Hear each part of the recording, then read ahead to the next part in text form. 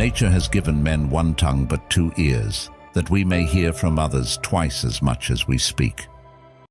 The pursuit of inner tranquility is a winding path, away from the crowded highways of impulsivity. The Stoic philosophers mapped this road centuries ago, and their insights still guide us to what matters most.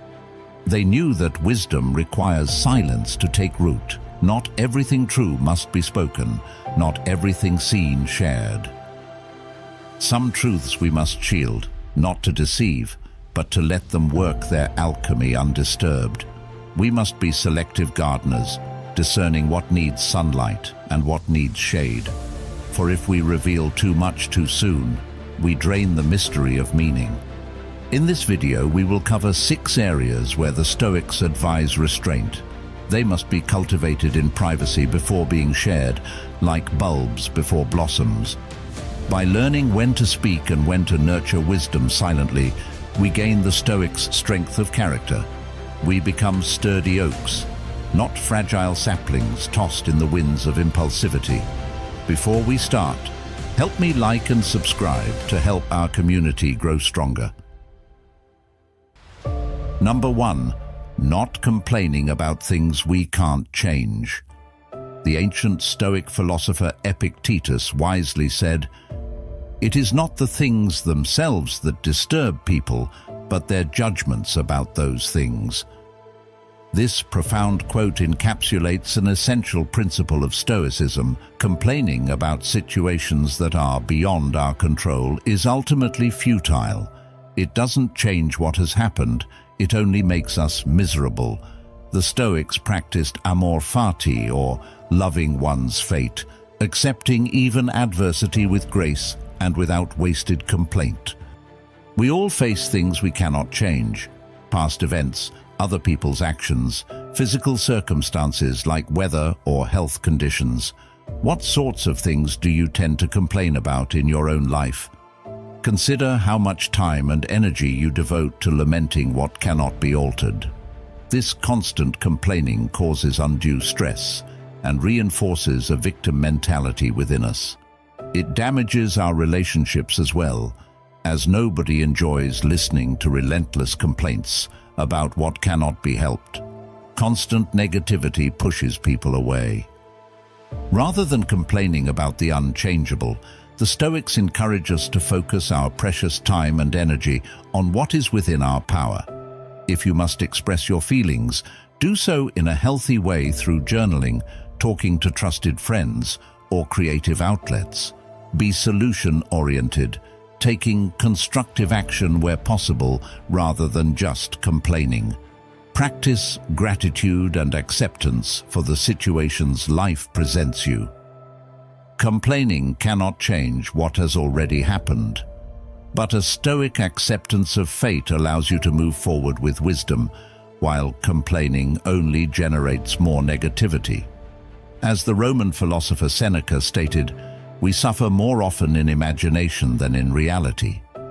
Our judgments about situations cause us disturbance more than the situations themselves. Complaining simply reinforces those negative judgments and victimizes us further. Number 2. Not criticizing others. The ancient Stoic philosopher Epictetus wisely stated, "Praise from others must come after we attain virtue, not before." This profound quote reminds us that criticism towards others often stems from our own insecurities and judgments, rather than reflecting some absolute reality about the person. From a psychology perspective, criticism says more about us, the critic, than the person we are critiquing. We commonly criticize others' appearance, intelligence, choices, lifestyles, and more. But when we pass such judgments, we are revealing our own inner critic and blind spots more than anyone else's shortcomings. Consider the next time you judge or criticize someone. What insecurity within yourself motivated that? Did it help the situation or relationship in any way? Impacts of criticism include breeding resentment, pushing people away and making us generally unpleasant company to be around. criticism often becomes a self-fulfilling prophecy, negatively impacting others' self-confidence. It aims to raise us up by putting others down. Rather than snap criticisms, the Stoics encourage us to focus on solutions and give feedback from a place of compassion. What purpose does our criticism serve? We cannot control others, but we can control how we respond to them. Be helpful rather than critical. Uplift others' strengths and bring out their best qualities. Withhold the tendency to negatively judge and allow for deeper connections. Criticism is often an attempt to boost our own fragile egos by making comparative judgments. But true confidence and esteem come from within, not by smugly tearing others apart.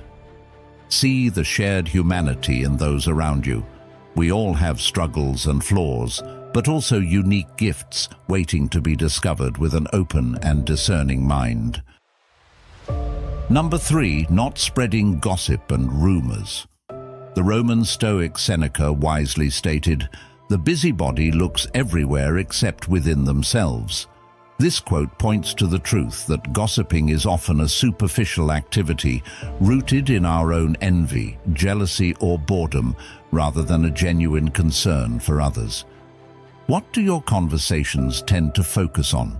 The flaws and private lives of others, or productive, meaningful subjects? Gossiping breeds toxicity wherever it takes root. It disrupts relationships, spreads misinformation, and distracts us from pursuing more worthy aims. Trading rumors may feel temporarily exciting, but it leaves us with an empty feeling in the long run. As Seneca knew, gossip does not reflect wisdom or discretion. We engage in gossip when we discuss others' romantic lives, rush to judge someone's character based on limited information, spread rumors about people we barely know. Reflect honestly. Do you partake in such shallow gossip? What insecurity drives your involvement? The impacts of gossip include breeding resentment between people, disrupting social cohesion, and revealing our own lack of principled character. It aims to tear others down rather than build them up. Rather than gossip, the Stoics encourage us to speak directly to people we have issues with. Focus your conversations on productive subjects that uplift or teach something useful. Defend people who become targets of unfair gossip, and reflect on why you feel drawn to gossip in the first place. Is it to fill a void within yourself, or from a sincere intent to help others? In withholding idle talk, we can build more meaningful connections. Gossiping attempts to create superficial bonds through judging others behind their backs. But true relationships are built on seeing the humanity in one another. With discretion in speech and introspection into our motivations, we can foster communities of trust, not rumor mills spreading contention. Number 4, not bragging about accomplishments. The Roman Stoic Seneca stated, "It is proofs of character, not of wealth, that should win our admiration." This reminds us that bragging about accomplishments or possessions stems from an inner insecurity and need for external validation. It is a hollow substitute for genuine confidence and self-worth. Bragging manifests as boasting about career achievements, wealth, material items, or even our own virtues. But these behaviors reveal our desire for others' approval more than any noble qualities within. Consider your own bragging habits. Do you name drop, emphasize status symbols, or one-up others' achievements? What emptiness are you trying to fill? Ultimately, bragging pushes people away, coming across as arrogant and self-centered. It detracts from celebrating others' accomplishments and creates resentment. Rather than boosting our self-esteem, bragging makes us dependent on outside approval and validation. It aims to raise us up by putting others down. The Stoics advise cultivating inner confidence and self-worth that stems from virtuous character, not flashy externals. Focus on being grateful rather than boastful. Uplift others' achievements. Stay humble and let your accomplishments speak for themselves through excellence. We don't need to flaunt our gifts. Our deeds prove our worth. Bragging attempts are hollow confidence from collecting superficial trophies and validation. But genuine confidence arises from self-knowledge, service, and cultivating gifts for the right reasons. Rather than basking in others' praise, we can find contentment in doing good work for its own sake. Our worth comes from within, not the fickle approval of others in the outer world. By focusing less on external validation and more on building strength of character, we can realize our innate value and inspire others. Number 5. Not judging people too quickly. The Stoic philosopher Marcus Aurelius offered this insight. When you wake up in the morning, tell yourself, "The people I deal with today will be meddling, ungrateful, arrogant, dishonest, jealous, and surly. They are like this because they can't tell good from evil." This quote reminds us of our common tendency to judge others too quickly based on limited information and our own biases. We make snap judgments about people's characters, values, or motivations based on surface traits like appearance, first impressions, rumors, and more. Consider your own judgmental tendencies. What assumptions do you make upon meeting someone new? What does this say about you? These quick judgments often prevent us from making meaningful connections with people. They hurt others and limit our own growth in perspective when we write someone off based on superficial factors. Judging others harshly also means we likely judge ourselves just as harshly. Rather than rushing to categorize people, the Stoics encourage us to remain open, curious, and radically accepting of human flaws. Look for context behind someone's behavior before concluding who they are. Focus on our shared humanity rather than surface differences. Withhold knee-jerk reactions and instead stay perceptive to nuances in individual characters. Judgments are often more a reflection of our own insecurities and blind spots than an accurate assessment of others. By staying present and attuned to each unique situation, we can better discern people's true nature beyond our biases. We all have potential beyond surface impressions. Relinquishing quick judgments allows for more meaningful connections, perspective, and wisdom. With the openness to first understand rather than instantly critique, we benefit both others and ourselves. Number 6. Not revealing too many personal details. The Stoic philosopher Epictetus advised, "Be silent for the most part, or speak merely what is necessary and in few words."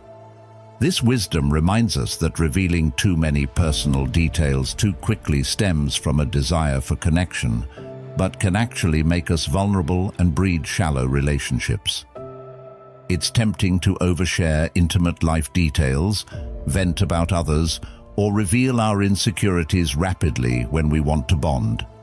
But wise discretion calls for maintaining some privacy, especially among new or casual acquaintances.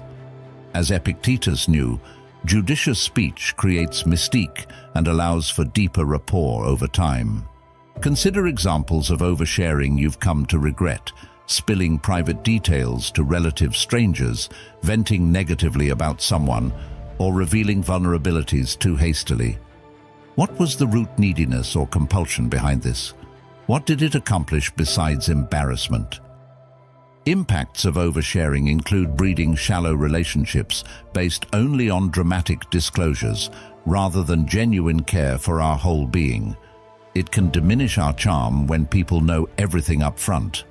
Oversharing also invites unwanted judgments or advice from people we barely know. Rather than compulsive sharing, the Stoics advise taking time to know people before opening up deeply. Don't expect strangers to care about your most private matters. Seek trusted confidants to help process your feelings. Connect through shared interests and activities first. With care in what we divulge and to whom, we can build more meaningful bonds, preserve our dignity, and avoid overexposure. Some discretion allows relationships and trust to deepen organically over time. Judicious speech creates intrigue and allure. By developing wisdom in when and what we share, we can connect authentically rather than through unhealthy compulsions.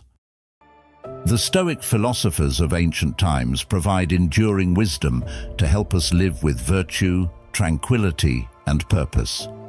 By training our minds to focus on what we can control, refrain from criticizing others, and cultivate inner growth in privacy, we gain resilience. Complaining over externals is futile. Gossiping breeds toxicity. Judge slowly, share discreetly. The principles we've explored summon us to self-mastery and self-reflection.